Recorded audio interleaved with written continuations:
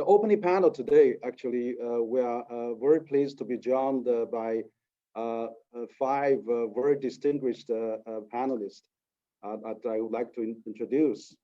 I will just call into this alphabetical order. The first is Graham Allison. He's the professor, emeritus professor. Also, he's a Harvard at Kent University. But he was the founding dean of Harvard Kennedy School, and so Graham is very well known in China and of course throughout the world. And so I'm very glad that Graham can make a time to this important, timely event we're having today. And also we have Mr. Ronnie Chen. He's the chairman of the Hong Kong Property, which is a very large property development in both Hong Kong and China and many parts of the world. But he also is the CCG co-chair, has been very instrumental for CCG development in the last number of years. And also I would like to introduce Thomas Friedman. I think without introducing, he's very famous, he's a columnist of the New York Times, and has many best-selling books, and he has been to China many times. And also he has spoke at the CCG before as well. And of course, we have very fortunate to have John Thornton, and he's the chairman emeritus of the Brookings, of the board of the trustees, but also of the Brookings institution, but also the chair of the global chair of the Asia Society. So very well-known think tank, and also organization that have many years of history. Last but not least, we have Minister Zhu Guangyao. He was the former Vice Minister of Finance, and he's also involved in many of the strategic dialogue before with the U.S., and also he is the counselor of the State Council. He's also a CCG advisor. So we are very fortunate to have all of you. We also have some of the attendees at this conference room right now, and of course we are going to have carry this live on the stream, and we believe we have a lot of people watching that. So the format is that we're going to have an opening statement of each of you, and then we'll have a second round of discussions, and we may have some Q&A in the final stage. I think the topic today is that we are, basically is globalization at crossroads. What will U.S. election and all the pandemic and impact China and the world? And so as we all know that the pandemic continues to ravage the economies and the communities worldwide, globalization and its institutional pillars are really facing increased this pressure and scrutiny as well. This year is also 75 years of UN establishment, and also we see that we haven't seen this pandemic for 100 years. It's basically unprecedented. So this also coupled that with prolonged trade conflict between, of course, U.S. and China, and also a rapid also deterioration we can see also between China and the U.S. as well. And so there's a lot of changes happening, and particularly at this point of time, we see the U.S. is having an election, and the outcome probably is already there. But we are really seeing what's the next 4 years. China just announced its new 5 years plan for the next 14th 5 years plan, and also for the future development. So this is really a very interesting time that a lot of people are puzzled, a lot of people are wondering what's going on, and a lot of people are thinking, what are the wisdom, what are the ideas that we can gain from international leaders like you, opinion leaders, and insights from you. So this is really an interesting time. So it's time to contemplate for the future of the development of globalization as well. And how will the US and China, all those changes, and shaping the trajectory of the future development for the next 4 years, and even for the next 5 years, with the Chinese 5 years plan coming up. So how should China and US and the world, including many other countries, EU and Japan and ASEAN. I mean, many countries in the world responding to this new changing dynamic, or really what's going on for the next 4 or 5 years. I think that's the one of the key topics on the mind of the people attending the conference for the next 2 days. And your opening panel will certainly share the great light of that. And also our webinar is broadcasted live through a number of social media. And so this is, they're really watching the advice and the suggestion, recommendation that you could share. So without further ado, perhaps I could invite Professor Graham Allison to speak first, because Graham, you are so well known here in China. You have really developed many concepts. That is not also he hit his trap, and for example, and then of course you spoke at the CCG last time. You also think about maybe the ways how we can avoid this kind of potential conflict if there may be, according to the history pattern. And also, I understand that you've been really also taking a lot of interviews and comments. So perhaps you could give us a start so that we can have this great discussion with you. So Graham, please. Well, let me just start by saying thank you, Henry, for organizing this. And I'm honored to be part of such a distinguished panel. We certainly had a timely hinge as the U.S. is completing an election and about to have a new administration. So the U.S.-China relationship is the most important bilateral relationship in the world, we all know. It actually will be the defining relationship for globalization and the international order going forward. Let me first say just a couple of comments about what a Biden administration may be like as it relates to all this, and then in particular with respect to the US and China, a couple of points. So basically, assuming Biden takes the oath of office on January 20, you can already see the new administration in motion. 3 points. First, they're going to bury America first. So formally bury America first in favor of alliances and allies and even international institutions. So there will be a serious effort to organize and reorganize America's allies and alliances to compete with, to counter, to indeed counterbalance China.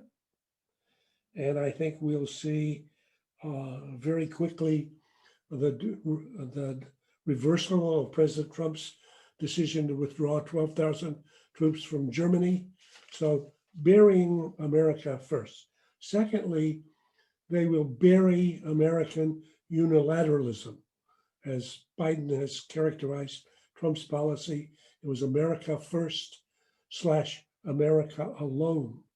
Biden believes in multilateral efforts, alliances, multilateral institutions, multilateral initiatives. One of the first will be a big new multilateral initiative to try to deal globally with coronavirus. Another will be rejoining the Paris Climate Accord. Another will be rejoining the WHO. Another will be rejoining and trying to reorganize the WTO. So across the board, another will be extending the START arms control agreement with Russia so that it'll be a year for new renegotiation. So burying unilateralism. And finally, on China, the the Biden administration will try to demonstrate it's tougher than the Trump administration on China, but smarter. So there won't be the preoccupation or fixation with a bilateral trade balance, but there will be an effort to push back across the spectrum. In that context, I would say there are two big ideas that I believe the Biden administration will manage to come to grips with that the Trump administration has failed to do. The first is to recognize that China is a genuine Thucydidean rival. So that's the topic of a book that I wrote, published just as Trump became president. I think anybody who now does not get it doesn't understand that China is a meteoric rising power that is actually displacing the US from positions and prerogatives that America has become accustomed to at the top of every pecking order for the past century. And that in this rivalry and in rebalancing this seesaw, China is upending the international order of which the US has been the principal architect and guardian, is simply missing what's going on. So a Thucydidean rivalry is different from just another great power competition. What's going on with Russia is another great power competition. This is, a Thucydidean rivalry is defined by the rapid structural change in the underlying tectonics of power. And China, which was nowhere at the beginning of this century, has in the past 20 years emerged to be the largest economy in the world when measured by the yardstick CIA and the IMF say is the best single yardstick, namely PPP. China has emerged as the manufacturing workshop of the world. Where does all the PPP come from for coronavirus? China and everything else, the manufacturing workshop of the world. China has emerged as the #1 trading partner of almost every major economy. And this year, in 2020, there'll be only one major economy that ends the year larger than when it began the year. That'll be China. Since the great financial crisis, China has emerged as the primary engine of global economic growth. So China is a rival that is not just threatening to, but actually displacing the US from positions and prerogatives and upending an international order, and recognizing that reality is the starting point. Secondly, more briefly, the challenge for the administration will be to pass what F. Scott Fitzgerald called the test of a first-class mind. He said the test of a first-class mind was the ability to hold two contradictory ideas in your head at the same time and still function. So while on the one hand, China is and will be a fierce Thucydidean rival, threatening America's place across the spectrum. At the same time, both the US and China are condemned to coexist because the only alternative is to co-destruct. Both China and the US face existential challenges neither of them can defeat acting alone. First is nuclear weapons and the risk of a nuclear war. That we learned about during the Cold War with the Soviet Union, when a condition that came to be called MAD, mutual assured destruction, finally sunk into our heads. In a world of mutual assured destruction, as Ronald Reagan rightly said, a nuclear war cannot be won because cannot be fought because it cannot be won. So if I fight a nuclear war, I destroy myself, I commit suicide. So I have a powerful incentive to find a way to live with you, even if you're my fiercest rival. And secondly, the Biden administration will recognize, as the Trump administration has failed to do, that in the climate sphere, we face a climate version of mutual assured destruction. China and the US the two major greenhouse gas emitters. China now almost twice as large as the US. If either of them simply continues emitting greenhouse gases, since we both live in a contained biosphere, they can make the world uninhabitable for both of us. So we're either going to find a way to work together to coexist, because the alternative is to co-destruct. Now, is it possible for a party to keep in their mind both a fierce rivalry and a necessity for cooperation and coexistence, even partnership? I believe that's possible, but I think that would be a great stretch in historical terms for statescraft. But I think that's the challenge for the Biden administration. I also think that's the challenge for Xi Jinping's administration.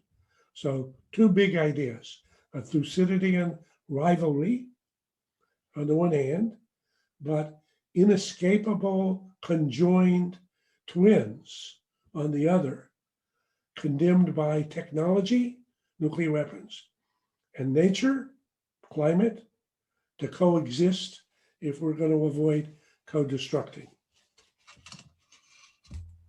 Okay, thank you, Graham, and you have very articulately mentioned your 3 points, and of course that you mentioned about with the new Biden administration that bury American first, also second, bury American unilateralism, and third, also demonstrate probably going to be tougher on China in many other fronts.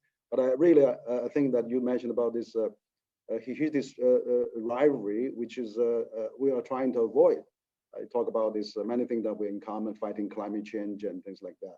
And also you talk about mass destruction, MAD, mutually assured destruction.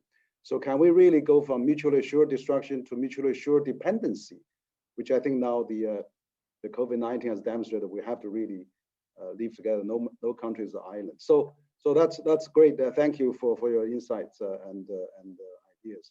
And now with the public, I would like to have another American friend, Tom Friedman, to speak, because you are the glue of globalization. You have been also visit China many times, and I still remember last year you spoke at in China. With very a deep analysis about globalization and its impact on China-U.S. relations. You also recently wrote a column at the New York Times as well in just the last month.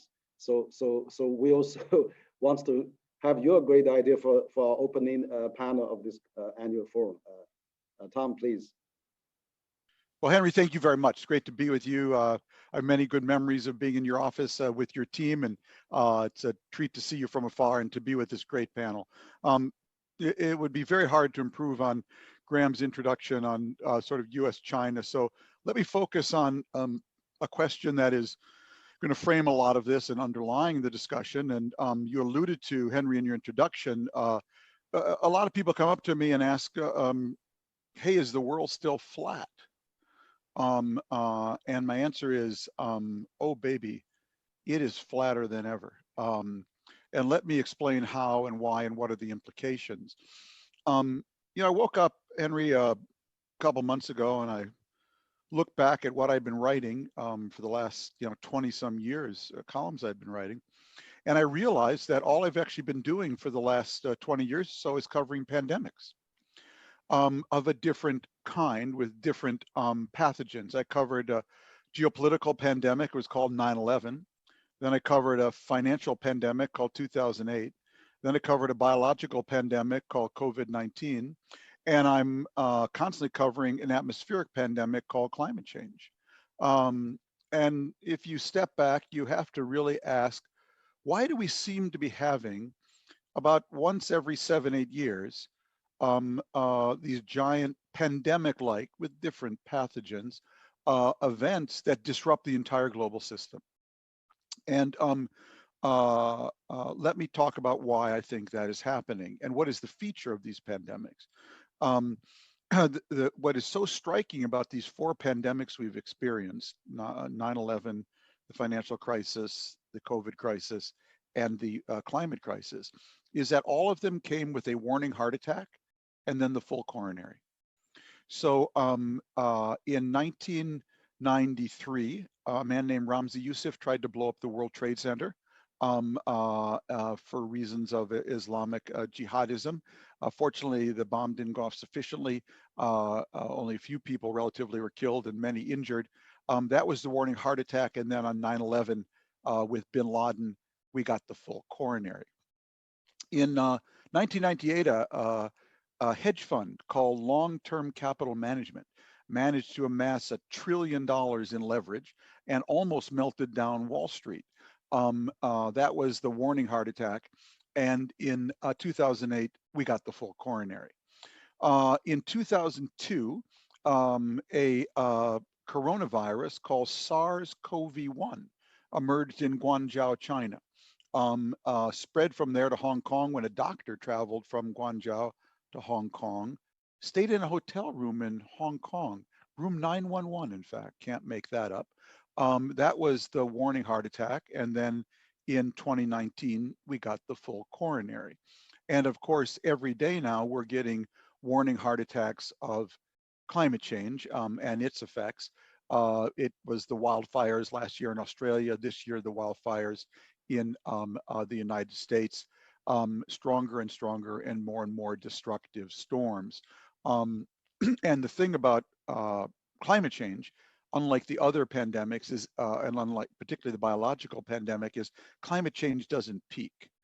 Once you've melted the North Pole, the polar ice cap, the sun's rays will hit the ocean, it'll boil the ocean will rise, and we'll have to live with that forever. There's also no herd immunity to climate change.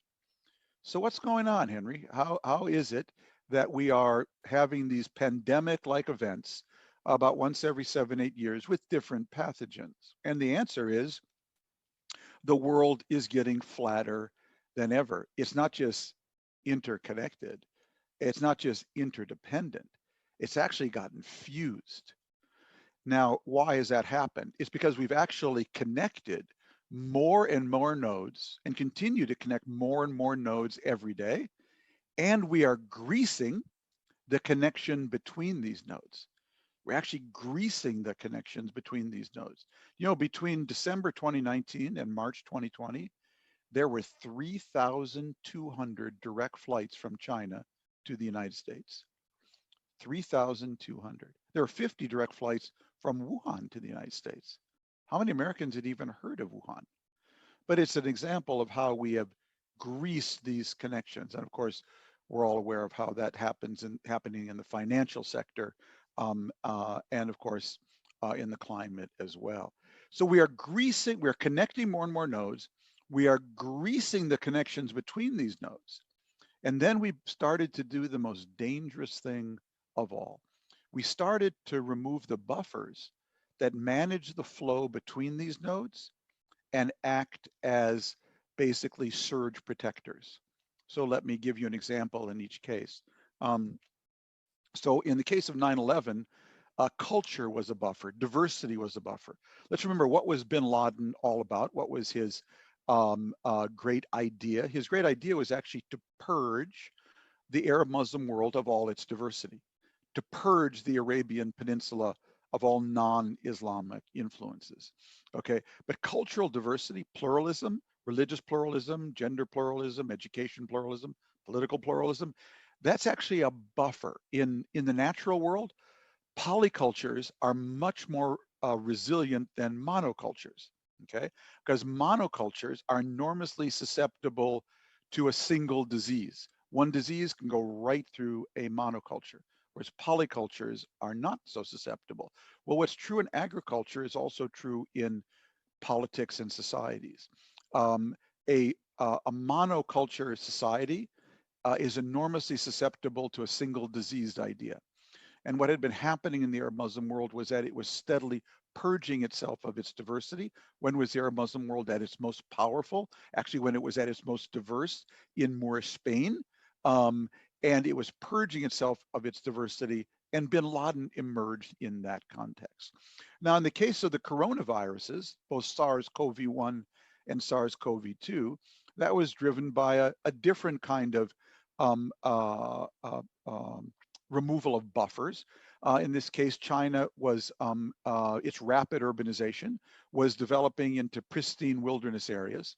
And China was basically going into these wilderness areas and killing the apex predators, leaving behind only the generalized species in these ecosystems of bats, rats, and primates. Now, these generalized species can live in destroyed ecosystems, especially when you kill their apex predator. Well, these generalized species evolved in these wilderness areas with their coronaviruses over many, many years. They evolved with these viruses. But when you destroy the apex predator in these systems, and then you go in and hunt these species and bring them into a wet market in Guangzhou or Wuhan, where they mix with mammals that that humans are used to eating, you get what we got in Guangzhou, and you get what we apparently got in Wuhan, some kind of zoonotic jump of a virus that had evolved in the wilderness, jumping from these generalized species into human beings, where they have never nested before. And the result was SARS-CoV-2 with everything we have seen. When you break down the buffer between urban areas and wilderness areas, this is what you get. In the case of 2008, transparency was a buffer in financial systems, and limits on leverage were a buffer. And John Merriweather and the boys at Long-Term Capital Management managed to basically eliminate both. And every counterparty to Long-Term Capital Management, and John Thornton is here, and I'm sure John can tell me more about that, was aware of their individual exposure, but no one had the full picture of how much they were exposed to this single fund. And it was only the coordinated action of Wall Street banks and the Federal Reserve that prevented Long-Term Capital Management from melting down Wall Street. And of course, in 2008, we continued to remove buffers, and we got the full coronary. And in terms of climate, what are we doing? We're removing buffers. We're removing mangroves that limit the impacts of storms, hurricanes, and storms that come from the sea. We're removing rainforests. We're pumping CO2 into the atmosphere and reducing the resilience of our climate system. And so what basically is happening in the world, Henry, is the world's getting flatter than ever. We're getting more connected than ever. We're greasing the nodes between all these connections to make them faster than ever. And then we're removing the buffers to manage the flow between these nodes in ways that can make it so now instability in one node can get transmitted to the entire system, the entire global system, now faster, farther, deeper, cheaper than ever before. Back in the 1800s, there was a Mahdi who emerged in Sudan. He was actually a bin Laden-like figure. But in that world, pre-globalization, that Mahdi could not suddenly transmit his instability to New York City. We've had tulip crazes and other financial excesses before, but the ability now to transmit your excessive behavior from a single node in our system across the whole system is now getting faster, cheaper, deeper than ever before. And therefore, I will end where Graham ended, that unless we find a way to provide global governance in a world where there is no global government, global governance to manage, wisely manage the buffers and the flow between all these nodes that are being connected, we are simply inviting the next pandemic. Thank you.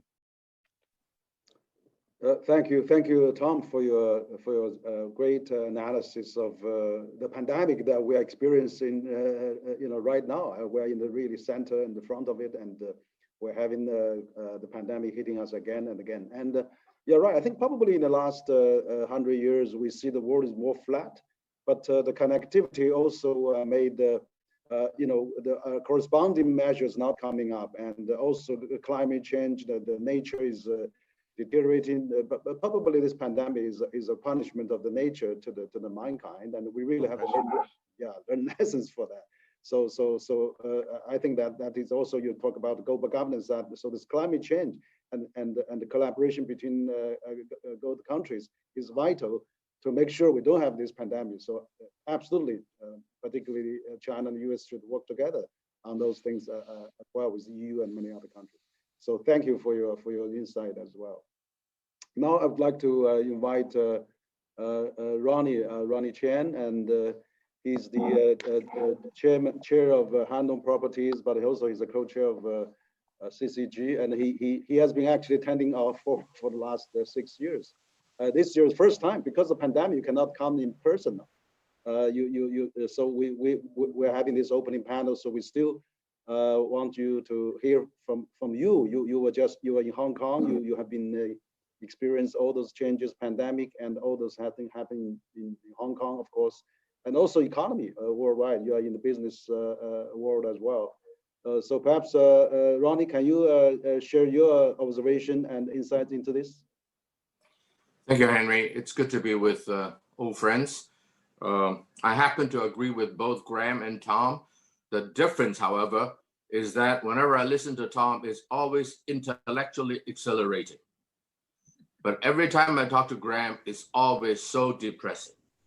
And it's not just because I owe you $100 concerning our bet last time. But anyway, that's another story. My agreeing with the two good friends notwithstanding, let me address the issue from a slightly different perspective, and that is, I do worry for a political deglobalization. Economically, it will still be rather globalized, although it will change a little bit. But I think politically, I do worry about a deglobalization led by US isolationism.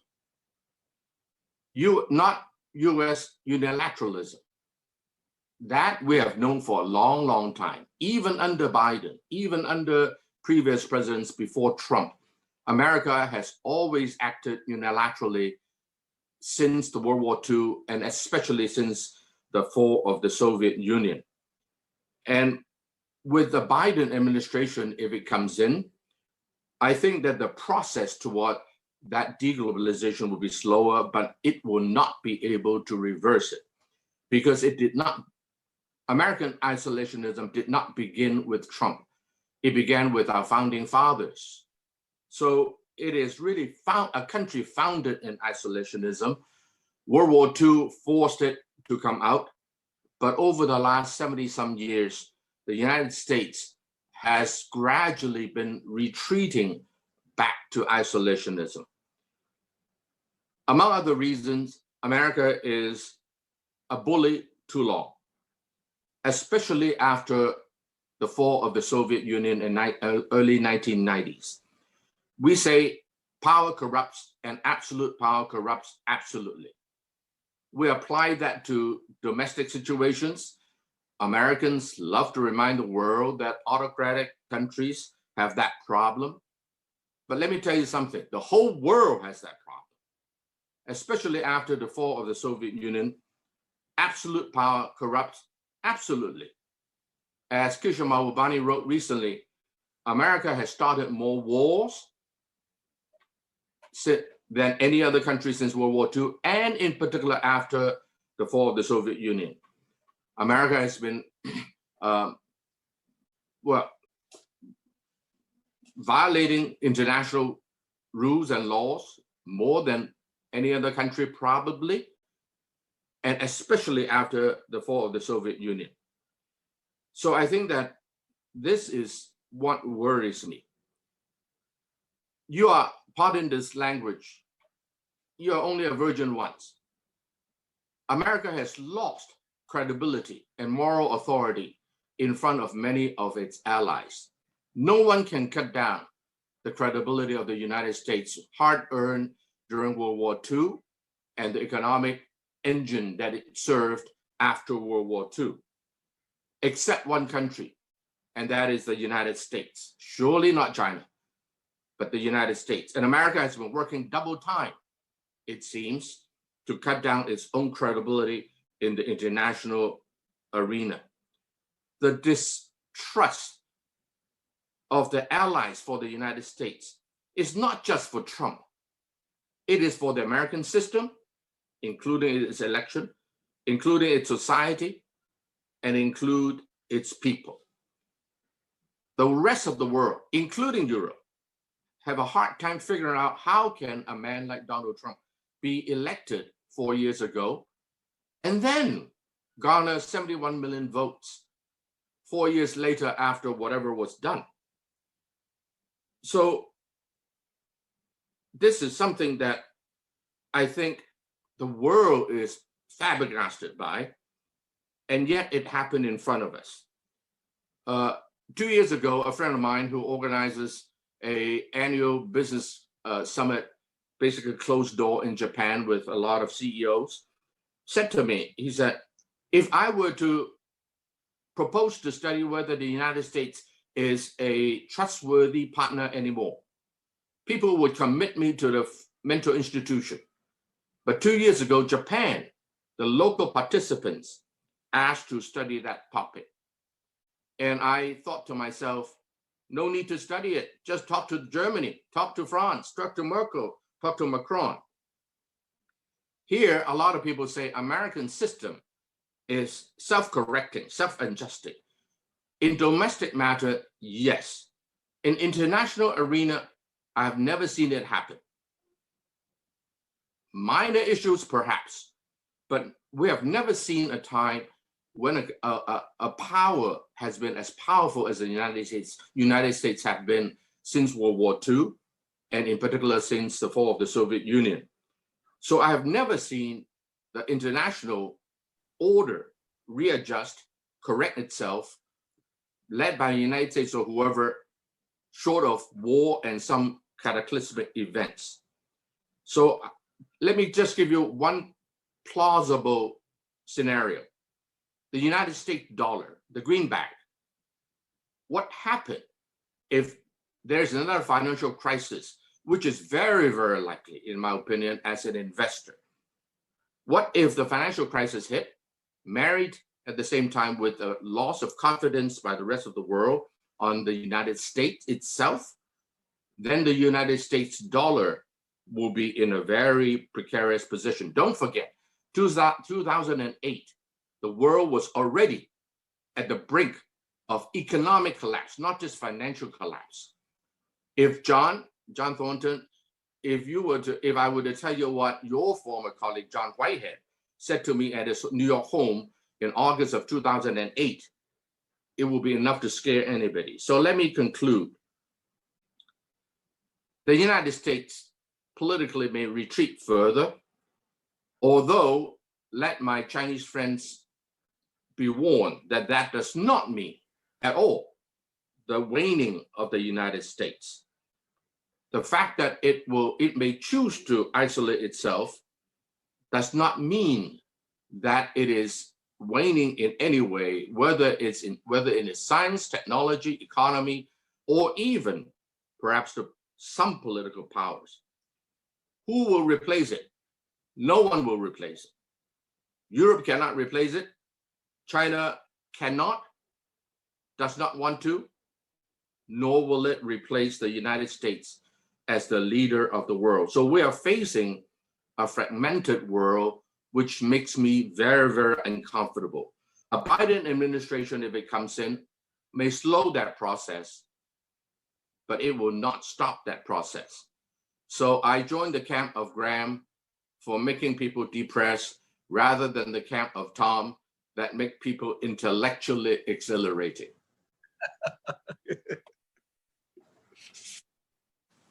Okay, great. Thank you, Ronnie, for your also very stimulating discussion as well. And you talked about political deglobalization is actually accelerating, even though we may slow down economic deglobalization. So that's a very interesting comparison. And then also talk about, we talk about long time the country power corruption. We never talk about world power corruption. So another interesting point. So I think, as it goes back to just Tom said, we really need improved global governance system. So we have to start somewhere. I mean, like climate change or mutually assured dependency instead of mutually assured destruction. So those are really deep thinking questions that we all have to ponder about. So Thank you, Ronnie, for that. And now I'd like to inviting another well-known the actually leaders in the think tank business and also academic. I mean, Mr. John Thornton has majored in history, business, has studied in the UK, US, and quite in both continents, and also managing it was the chair for bookings for many years. I was at booking, and then just to witness how strong John has actually demonstrated his leadership, and also he has also started this Tsinghua Management School, the annual advisors meeting. So we've done a lot of things. You know China very well, and you know US very well, the world very well. Very few business think tank leaders has your vision for the world. So I'm very glad that you can join us. Maybe you can share your view our complicated world now at this crossroads. John, please. Henry, thank you very, very much. And I'm equally pleased and humbled to be part of this very impressive group. And I'm not going to try to place myself yet on the spectrum of Graham, Tom, and Ronnie. As you know, I've been an engaged participant and close observer and keen learner about China for more than 3 decades. I have always believed that China's rise was in the interest of the Chinese people, its neighbors, and the world, including, of course, the United States. Like anyone engaged with China over 3 decades, I have seen and heard on many occasions predictions of China's demise or reasons why China's rise will slow or cease. When I first started teaching at Tsinghua almost 20 years ago, I was reliably told that China's education system was impressive and strong, but it was incapable of producing creative students. That myth was destroyed for me in my first class of teaching. All of us have also heard many times how the US-China relationship is at an inflection point, implying it can go one of 2 dramatically different ways. I have always been skeptical of such an idea, and I remain so today. Let's take, by example, the Trump administration. Remember early in the administration how the major issue, and many thought point of tension, was trade. And what happened? 2 highly professional, extremely well-led teams, each looking out for their national interests, built a highly effective, productive relationship which worked unusually well. Even today, amidst many sources of tension in the relationship, the trade channel remains open and effective. How did this happen? It happened the way such things always happen. The leaders of the exercise, Vice Premier Liu He and Ambassador Lighthizer and Secretary Mnuchin, built a relationship of real trust and mutual respect. Not apparent trust and respect, but real trust and respect.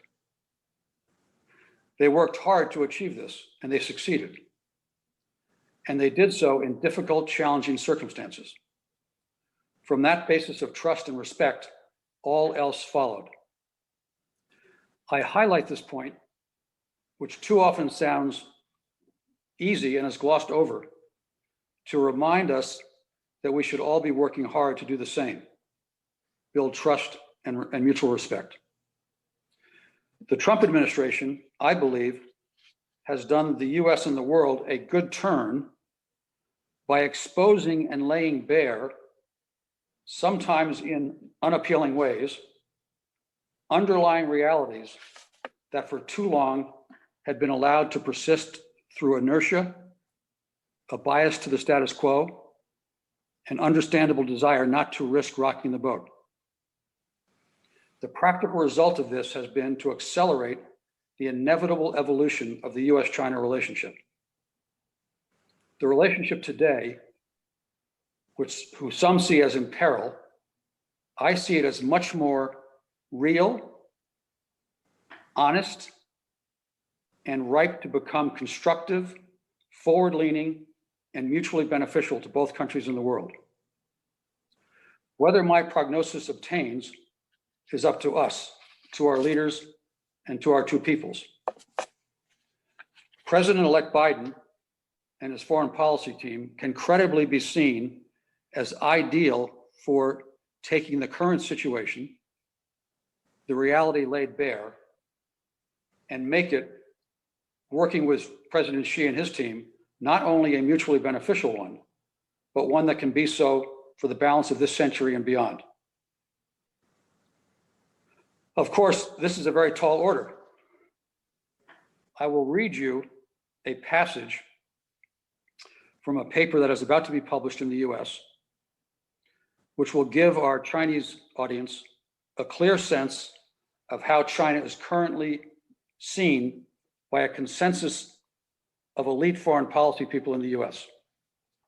So what I'm going to read you are 7 points that I regard as more or less consensus among elite American foreign policy thinkers and doers. They see China's strategic objectives as follows. Number one, to leapfrog the United States as a technological power and thereby displace it as the world's dominant economic power. Number two, to undermine US dominance of the global financial system and the status of the US dollar as the global reserve currency. Number three, to achieve military preponderance sufficient to deter the United States and its allies from intervention in any conflict over Taiwan, the South China Sea, or the East China Sea. Number four, to diminish the credibility of American power and influence sufficiently to cause those states currently inclined to balance against China to instead begin bandwagoning with China. Five, to deepen and sustain China's relationship with its most valuable strategic partner, Russia, in order to head off Western pressure. Six, to consolidate the Belt and Road Initiative into a geopolitical and geoeconomic bloc in support of China's policy ambitions, forming the foundation for a future Sino-centric global order. And seven, using China's growing influence within international institutions to delegitimize and overturn initiatives, standards, and norms perceived as hostile to China's interests, particularly on human rights and international maritime law, while advancing a new hierarchical authoritarian conception of international order under President Xi's deliberately amorphous concept of a, quote, community of common destiny for all mankind. So I read you those 7 points just so you understand my own optimistic view is very conscious of what I regard as the reality in the United States right now towards China. And I will not presume to give our audience a comparable list of how Chinese consensus would see the US, but one knows it would be more or less the mirror image. So where do we go from here? The trust and mutual respect must begin at the top with President-elect Biden and President Xi. This should not be hard. They have spent more time already with one another than any incoming US president has ever spent with a sitting Chinese president. They should meet early in the new American administration in person for a personal reconnecting with no expectations for substantive discussion. They should agree to meet later in the year for an entirely substantive discussion, prepared in the meanwhile by their two respective teams, and in between they should be communicating frequently. This is exactly what President Trump and President Xi did when Trump first came to power, and it worked. They should also assign very high-level working teams to create a roadmap for all serious issues. And the sequencing of those issues, the responsibility for them, and the time frame during which they'll be addressed. And require that these high-level teams work face-to-face, very much following the Liu-He-Lighthizer model. That model works every single time. The sheer existence of such a process will be reassuring and stabilizing to both countries in the world, and it will improve the outcomes. Henry, I'll stop there. Great. Thank you, John, for your very comprehensive and also very enlightening talk. I think particularly on the China-U.S. relation, you talked about trust and mutual respect. I think that is really important. That is really absolutely crucial for that. And you also outlined the 7 points that you've seen is proliferating in the U.S.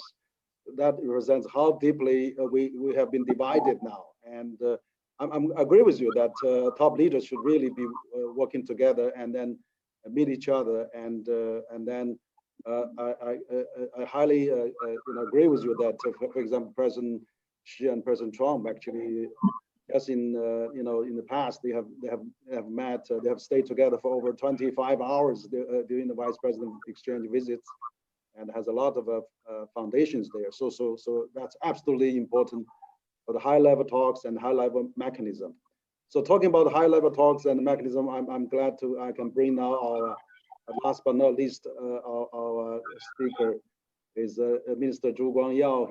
He was involved in many 朱光耀先生呢，他也是参与了很多的之前的一些对话。你这个翻译要关掉，这个声音又出来了。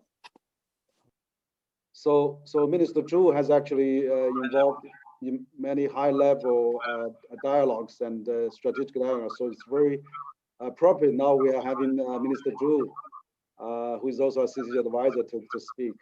Minister Zhu, please, your experience. Minister Zhu, also a former Vice Minister of Finance for many years, also stayed at the World Bank as a China Executive Director there.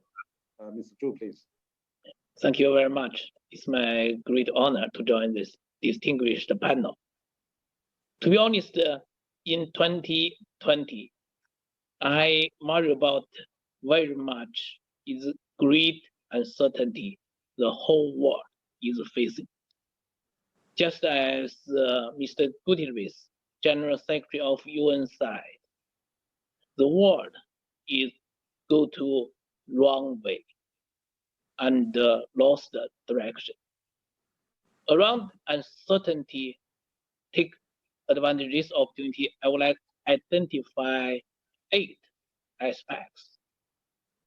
Number 1, COVID-19 pandemic. At the beginning of this year, I believe nobody can expect so serious impact. Until now, more than 40 million infected, more than 1 million people died. Just in the United States, one country, 10 million people be infected by disease. That's unbelievable. Is the highest advanced economy with a very rich medical source. This result, I think, is the damage American people interest. Also, give that I think that's a negative impact to the whole world.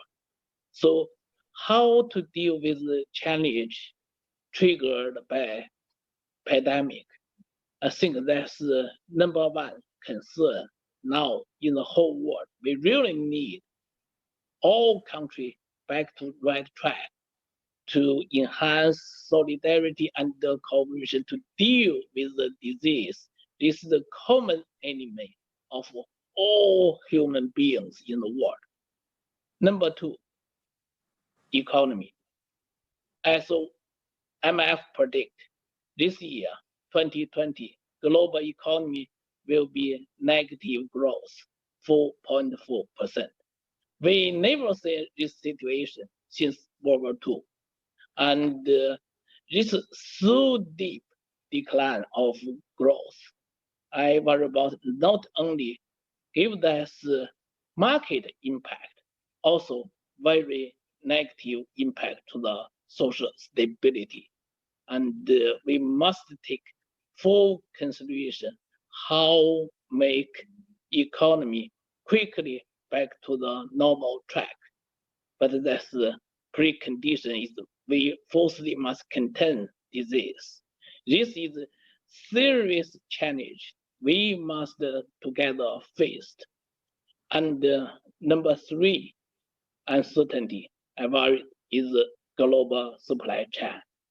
And that's global chain. I think that's all countries, particularly major economies, should play the positive way to try our efforts to maintain that. However, because some untrust and some domestic interest, that's plus the negative impact by disease. If that's a situation, virus continue spread in Europe, North America, maybe another round, lockdown city, close school back. So I think that's a real, very negative impact to the global chain, and also I worry about next year global economy.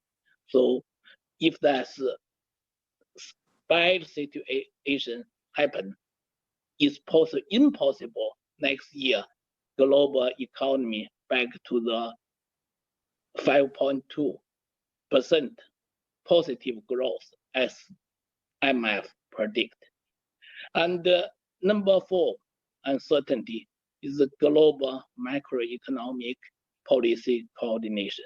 That's usually is wonderful cooperation to deal with the global financial crisis, particularly between China, US team had a very good coordination, work together to deal with the challenge of international finance crisis. But now we see that's just basically no real coordination on fiscal and monetary policy. In the world, more than 15 billion US dollars fiscal stimulus by country together. And also monetary policy side, ECB negative 0.5% interest rate, negative 0.5%. Japanese central bank, 0.1% negative interest rate. US, it's that's still in the normal monetary policy, but we see US 10 years yield bond is around just the 0.7%. If include the inflation factor, that's already in negative. So also Federal Reserve announced until 2023, it's impossible to change the policy of zero interest. So we see that the global monetary policy really faces this challenge we never see since World War II. And also 17 billion US dollar bond is a negative interest bear.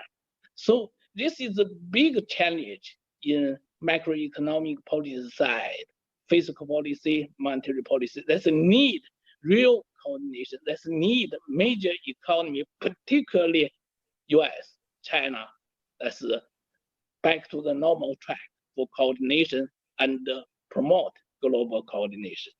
And number five, just as many colleagues already said, climate change. China made that announcement by President Xi. We will try our best by 2030 to reach the peak of carbon emission and try our best by 2060 to the carbon emission neutralization. And China will do our commitment. And also, I believe global coordination is very important. Unfortunately now, US already officially withdraw from Paris Accord. We really hope that's a policy change back to the right way to benefit US people and benefit the whole global people. And number 7 challenge is multilateralism and global institutions. That's immediate challenge is WHO and WTO. WTO Secretary General selection, just because US one vote block still no result. And we really hope for US return to WHO, and we have joint coordination to make WTO back to the normal track and use that's a very positive way to promote multilateralism. And number 8 certainly is geopolitical uncertainty. And particularly, I wish China, US will back to the normal track based on mutual respect. And we had many years cooperation, and we have different opinion. That's normal. However, we must base on each country's interest and with global view for peace and development through the real dialogue, negotiation to close the gap of views to expansion of our common ground.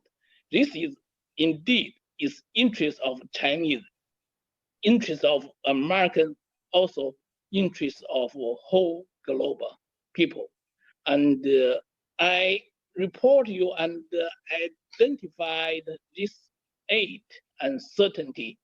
I just particularly wish we can work together, Chinese people and American people, based on mutual respect, because there's 2 great people and 2 great countries, and make our cooperation, coordination back to the normal track, and turning the challenge, uncertainties into opportunities.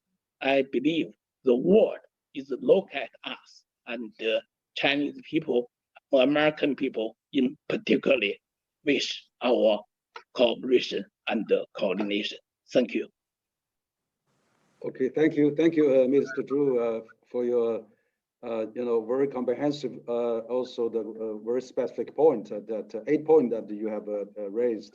Of course, that we are facing pandemic, we are facing uncertainty, and we really need a competent normal track of the cooperation. And of course, the U.S.-China relation is really at the core of this, all the challenges we're facing probably. So now we have actually finished our first part, and then we only have about half hour left, and so that we can maybe have a second round of discussion. We also has collected some questions, but I will just summarize some of them and maybe phrase that to you. And actually now we have 250,000 viewers online watching us, so throughout China and the rest of the world. So this is really we're going to play it also tomorrow at our conference as well. So thank you all for all the stimulating and enlightening suggestions. Now for the second round, I'm just maybe just have a briefly, maybe each of us 3 minutes or some 3 or 4 minutes that we can probably conclude. Is that now with the possible new U.S. Biden administration coming up, and since the U.S.-China relation is really has been heavily deteriorated in the last 3 or 4 years. I mean, first round of discussion, many of you has actually raised a lot of good recommendations, suggestions, like John said, we really need the leaderships to meet, set up a really high-level talk and build up the trust, the mutual respect, and things like that. So maybe I'll start with Graham again, and you mentioned in your talk that we will see probably U.S. is abandon American first and unilateralism.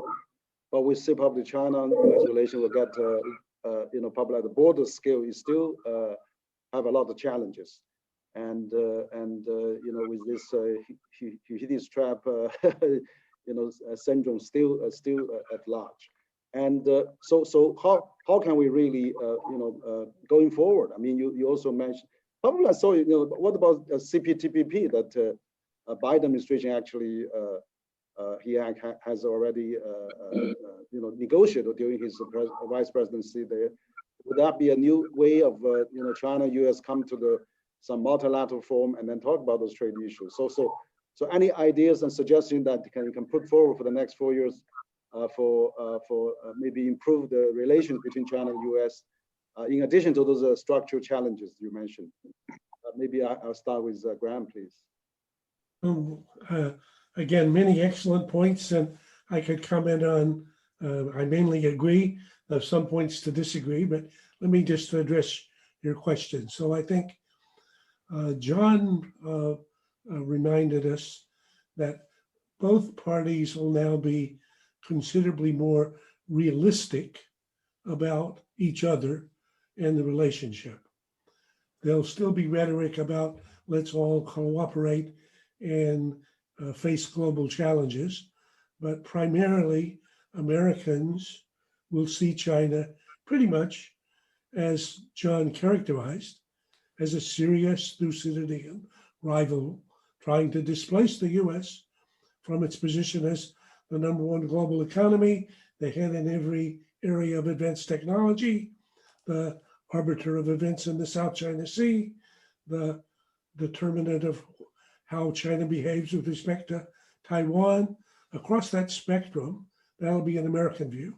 And I think the Chinese view, not in the public rhetoric, but in the government, has always been a lot more realistic about the US and the US ambitions. So I think starting with a kind of a pretty clear-eyed, I would say ruthlessly realistic assessment of each other, that can be positive, even though the underlying structural relationship and what happens historically when you see a substantial disruption of an established incumbent or a ruling power. I mean, that's historically led to war. So this is a very dangerous fact, but being ruthlessly realistic about what the facts are, that's the first point. I'd say that's good. So I agree with John. Secondly, I think in the Biden administration, you'll be back to orderly business. This will not be policy by tweet or by, I woke up and had an idea. This will be deliberate, careful, businesslike, orderly. The relationship with China and with Xi Jinping will be respectful as part of Biden's character. The demeanor will be quite different. There will be the whole structure like existed with the Obama administration, with many levels and layers of conversation, preparing and trying to clarify the roadmap. So I think all that's very positive. I think what will be the most difficult is just the reality of both the US and China coming to grips with the fact that each is big, each will be strong, each has ambitions that are in many instances at odds with each other, but that since we can't kill each other, we have to find a way to survive together, and that'll require creativity, but that's manageable.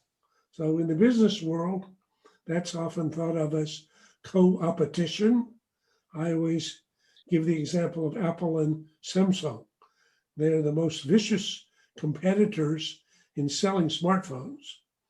Actually, Samsung, the last 4 or 5 years, has dominated Apple in that market. But who's Apple's biggest single supplier of components for smartphones? And it's Samsung. If you ask Tim Cook, how can you be my fiercest rival and my essential supplier? He says, life is complicated.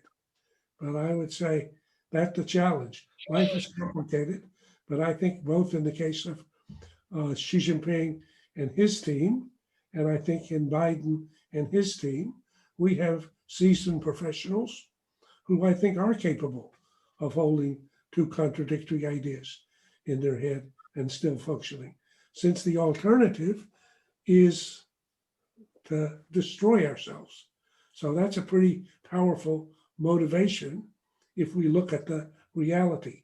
So while Ronnie's right, typically when I finish a conversation, people think I'm pessimistic.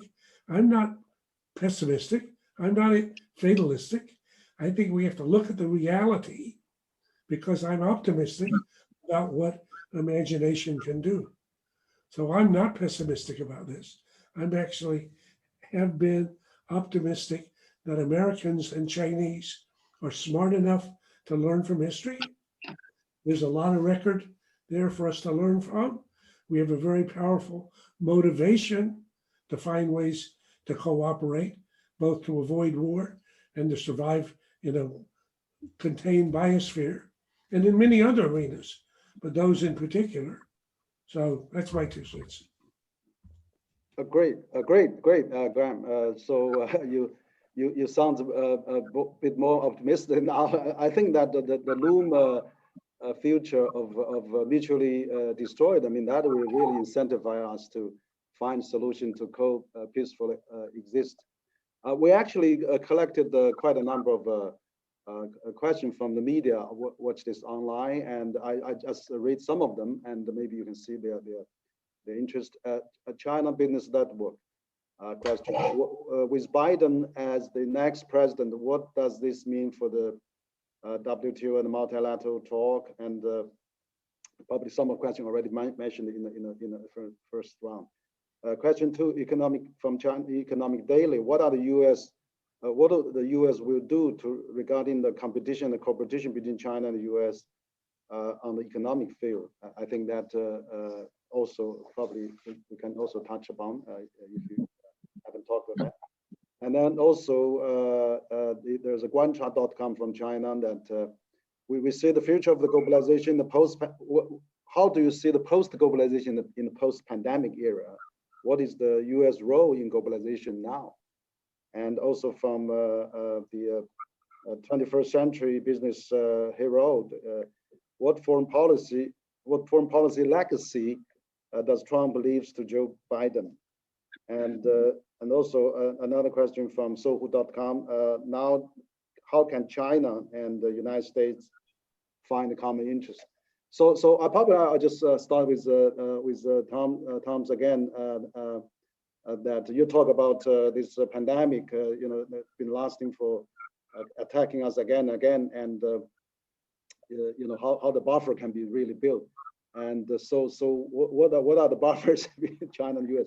And any other question you can think about, recommendations for the next four years going forward. Tom, please. Well, thank you, Henry. Let me just try to make a couple of points quickly. I believe that the years 1979 to 2019 will constitute an epoch in US-China relations. And that epoch is over. It is an epoch of what I call unconscious integration.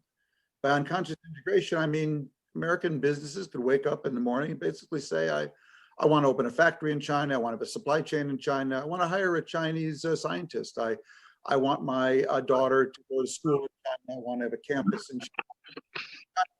Business people could wake up and say, I want to be listed on the NASDAQ, I want to work with an American company, I want my kid to go to Harvard or Ohio State.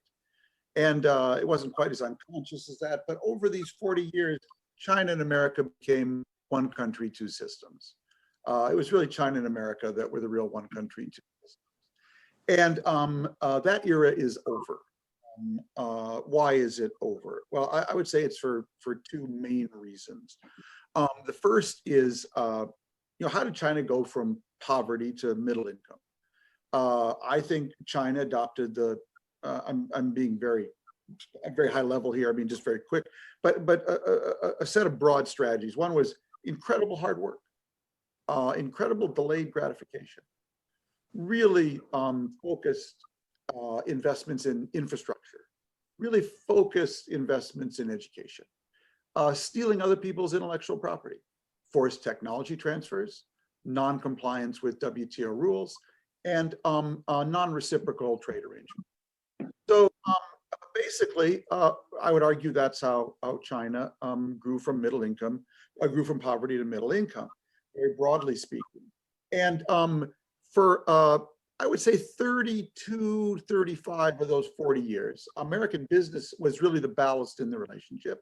And even though things were going on in the trade relationship that American business didn't like, everyone was making money. And therefore, American business's attitude to the US government was, yeah, it's okay. Things aren't quite right, but it's okay, okay? And that kind of kept the relationship on track. But over the last 5 years, a critical mass of businesses decided that the balance between misbehavior and good behavior in the relationship had tipped to misbehavior. And they really tipped the US government, and they produced Donald Trump. My view all along has been that Donald Trump is not the American president America deserved, but he is the American president that China deserved. Someone who would push back on the relationship and call out some of these misbehaviors. And so Trump came from that context. I'm sure Chinese would have a different perspective on it, but that's how I see it. So that is one set of issues, a kind of 40-year relationship, patterns of behavior has broken down. Now, overlaid on that and driving it is another trend. And the other trend is that, again, for maybe 30 of those 40 years, I would say China sold us shallow goods, goods we wore on our shoulders, shirts we wore on our back, socks we wore on our ankles, shoes we wore on our feet, or solar panels we put on our roofs.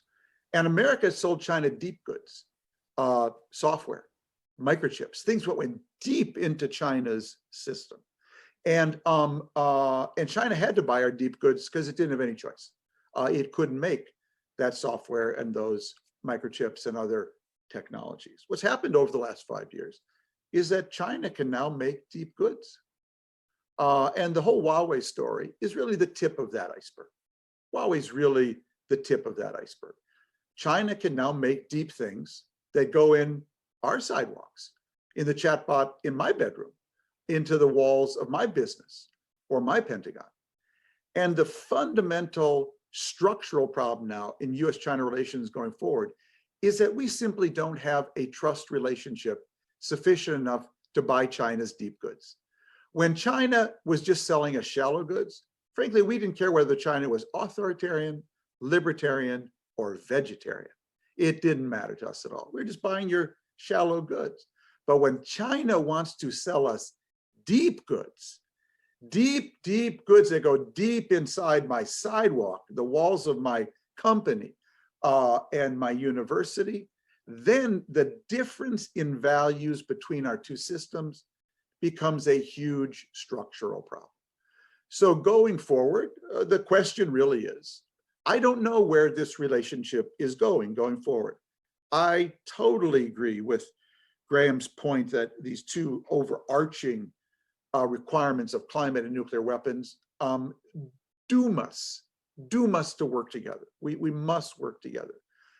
But we now have to do it in a very sophisticated way. This is very complicated.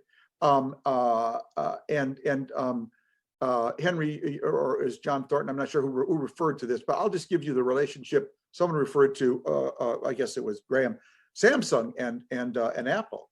Oh, that's nothing. How about the relationship between Qualcomm and Huawei? Okay, Huawei is Qualcomm's customer, supplier, competitor, partner, and shared global standard setter in telecom. They have 5 different relationships. So along came Trump and said, you can't sell any more chips. We actually imposed, I mean, if all the pandemic wasn't going on, all we'd be talking about is the fact that we imposed a death sentence on China's leading technology telecom exporter. We told our companies, you can't sell them the chips and the software operating system Huawei needs to be a company. Just today, they sold one of their low-cost smartphone to basically a government entity inside China, we imposed a death sentence on their biggest company. And China's not going to take that lying down. So they are going to, you can see where this is going in the next 5-year plan. They're going to attempt to build the entire microchip supply chain end to end, that they will never, ever be dependent on our microchips again. Well, first of all, they have not been very good. China's not been actually very good at building microchips the way Intel and Qualcomm can. But I have no doubt they will get better. Now, about 70% of China's microchips that go into its products come from the United States. Well, what if China masters that supply chain, not this year, next year, or 5 years? What are we going to sell China? Well, they're not going to buy our Boeings, they don't fly. And if they're not going to buy our microchips, we'll just sell you soybeans. So what I'm standing back and saying is, what the hell are we doing? I mean, we have declared war on your biggest company. Now, maybe Huawei is sucking out every bit of information from every customer around the world. I don't know, I'll believe anything. But we better sit down and have some proof about this, think about what we're doing, and maybe develop a situation where we say to Huawei, you know what, Huawei, we're going to let you wire Idaho. And we're going to see how you do, and we're going to watch you for a couple of years. If we don't build a ladder for respectability to join global standards for Chinese companies, we're going to end up in a digital Berlin Wall, a two-technology world.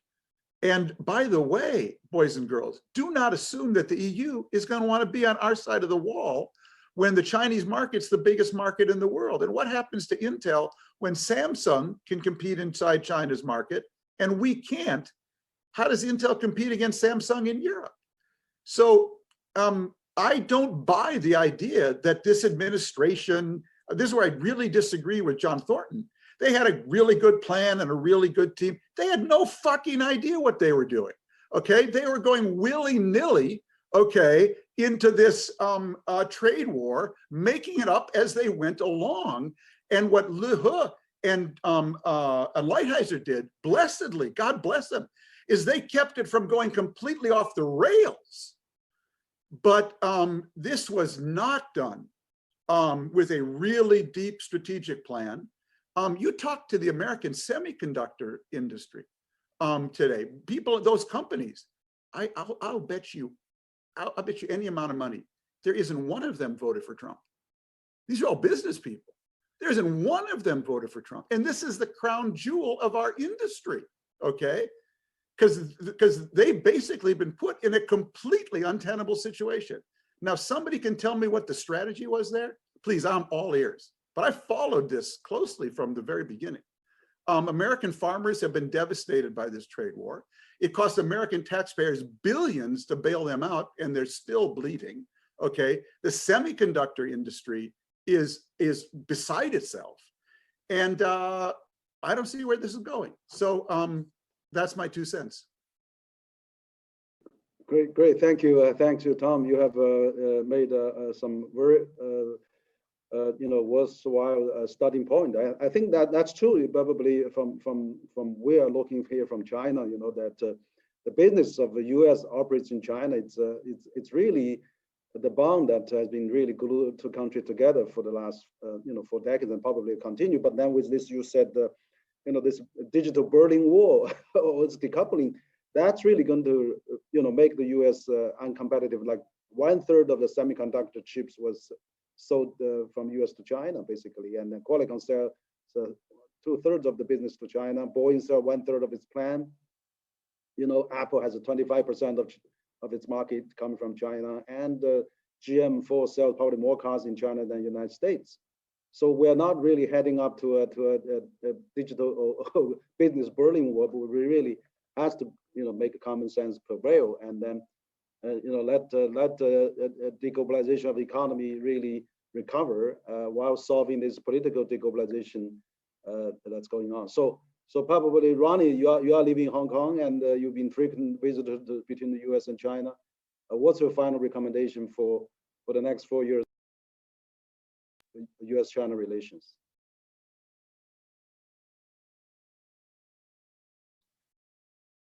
You have to unmute, yeah. 30 years ago, I have a friend, well, still a friend today, by the name of Paul Wolfowitz.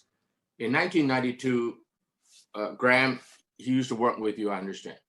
1992, he wrote a paper basically saying that the United States will not allow anyone to come close to being a number two, being a threat to the United States economically, military, and otherwise. And at that time, Paul was a minority. Most of my friends, including those that are in more or less consensus, according to John Thornton just now, most of my friends did not think so. But what happened is, as Tom mentioned, China rose very, very quickly, and that spooked the American policy community. And so today, everybody decided to change. But at the root of the problem, and that's all I want to say, is that the United States cannot accept anybody to be its co-equal. American is very smart to come up with a phrase that the Chinese never know, and that is first among equal. If you're equal, how can you be first or second? But the Chinese, which is very good, Tom, in copying, and as an ethnic Chinese, let me copy. China wants to be second among equal. And Americans will not accept that. And from China's perspective, China is not a short, ugly person like Ronnie Chan. I'm 5'3", but China is a Yao Ming. Like it or not, that guy is 7'6". And when you begin to pick on him, Graham, you supported the sending of the two aircraft carriers in 1996 to the Taiwan Strait area, and that is a big mistake. And you pick on a 15-year-old, roughly, Chinese who later happened to become Yao Ming. And so how does America learn to live with China? And instead of either you or me, how about you and me? And that is a fundamental problem on the part of the United States, that it has to learn to live with China. And the misreading of China's intention, I think, is serious, such that all my friends are now signing on to the 7 points that John Thornton mentioned. And that's why I emphatically say my own opinion, that China cannot be a replacement of the United States as a global leader.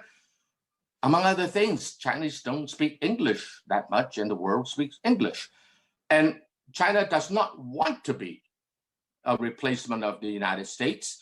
China wants to be respected in the international arena and work with the United States. And if you may, as a private citizen, I think China is very happy to play second fiddle to the United States.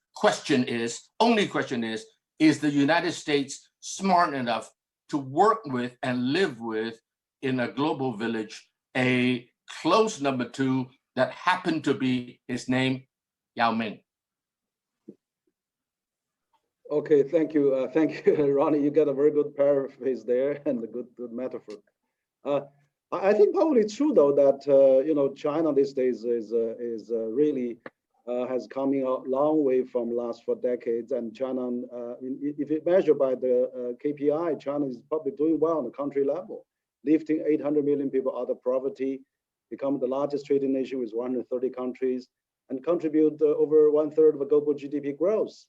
So China didn't become another North Korea, Iran, or refugee flooded the Middle East. But so probably if we were looking at the half bottle, full, half bottle empty, look at the positive side, China does actually feed it's 1.4 billion people, and now become the largest incoming market with 400 million middle class buyers and possibly 500 million, 600 million in the days ahead. So I think the fundamental thing is, are we allowing a little different diversity of the world system? So you're right. How we can get along is probably fundamental to the future. So I hope that John, probably you can share your last thought on Sino-US relation and going forward for the next 4 or 5 years. Thank you, John. Yeah, I can be brief. I think the thing that I want to emphasize that's been alluded to but not hit on the head, and that is President-elect Biden been a politician for 48 years, very, very steeped in foreign relations. I already mentioned the fact that he has spent more time with President Xi than any incoming US president ever spent with any Chinese president. And this is Biden by temperament and disposition and every bone in his body. He's a unifier. He is a problem solver. He is a lover, not a hater. Everything about this person will lead him to want to be a constructive engager, partner with any counterparty, but particularly the Chinese. In addition, there's a very good chance he'll be a one-term president given his age. But either way, any US president has got to say in the year 2020, without question, the most important geopolitical dynamic for the next century is the US-China one. And if you as a US president want to make a major contribution to the United States and to the world, the single best thing you can do is to put the US-China relationship into its own category, treat it entirely differently than any other relationship in the world, get habits of behavior and processes in place that are commensurate with the challenge, sequence what can and cannot be done. There are obvious things that can be done right now. You know, we talked about, Tom talked about, the 4 pandemics. If you compare the way the US-China cooperated in the 2008 financial crisis with the way we did not cooperate in the COVID-19 crisis, there's no reason for that. There's no reason why that should be that way. And there's no reason why these two countries can't work very well together on issues which affect the whole world and both countries. So to me, and one more thing, the foreign policy professionals in the Biden administration are of the highest quality, essentially sort of, I would call them sensible centrists, very process oriented, very deep thinking, long-term thinking. So I think that, and it'll be highly recognizable to the Chinese counterparts. They've known each other for many years. So there's every reason to think that if it's done in a professional way, which it will be, and if Biden is the way I describe him, then I think that what we'll find is, in relatively short order, there'll be a constructive engagement, acknowledging that the underlying realities are very difficult. So there are no very easy issues here. They're difficult issues. But nevertheless, we have in place exactly the kind of people who can solve those kinds of problems. So I leave that sort of optimistic note as my final comment. Thank you very much, John. And that's correct. That I think Joe Biden is at least he said he's coming back to Paris climate change deal, and then he's really a multilateralist, and then also has abundant experience. So that really indicate there's more avenues that China can talk with the U.S. now on the climate change, on the global pandemic fight in WHO, possibly WTO, even TPP. So we hope that let's hope for the best. So last but least, I would like the Minister Zhu to give his brief comments as well. Maybe Minister Zhu to give. Very short. Just want to mention 4 insistence. First, insistence on coexistence. Second, open and cooperation. Third, multilateralism. Last, dialogue and consultation. I think if we can insist on those principles, China-US relation should be back to the normal track and work together. Great, thank you, Minister Zhu, for your very concise and pointed 5 recommendations. That's really great ending of discussion. I really appreciate all of you actually taking the time at this critical juncture and the crossroads of the next 4 or 5 years with the major changes at the U.S. election. That we are really having this, shed a lot of great insights and advice and the dialogue to all of us. We plus 250,000 of viewers actually viewed all of you this morning in Beijing, and of course throughout the world as well. And I'm really thinking that final word is that U.S. China really should work together. I think, a pandemic, we probably could have a vaccine summit. I mean, let's have a G10 vaccine summit, because all the vaccines are developed, those are developed countries. Maybe have a G10 summit for climate change, whereas among them, let's add China, Russia, India, because plus G7, because all the largest polluters, the 6 large of them are among those G10, and also have a half of the world population. So that's really, we hope that we have a concrete actions as time goes on for both governments. So finally, I would like to thank very much again Graham Allison, professor and also the founding dean of Harvard Kennedy School, and Ronnie Chen, chairman of the Hanum Properties and also co-chair of CCG, and also Mr. Tom Friedman. He's the well-known columnist of New York Times, but also many famous bestsellers around the world. And also Mr. John Thornton, the chairman emeritus of the Brookings Institution, the best ranking think tank in the world. And also he's the global chair of the Asia Society. And finally, our Honorable Minister Zhu Guangyao, he's the former Vice Minister of Finance and also Council of State Council and CCG advisor. So with this, I think you have all contributed very significant to our 6th annual China and Globalization Forum, and we really appreciate very much. And I hope that you have a good evening and good day, and thank you so much again.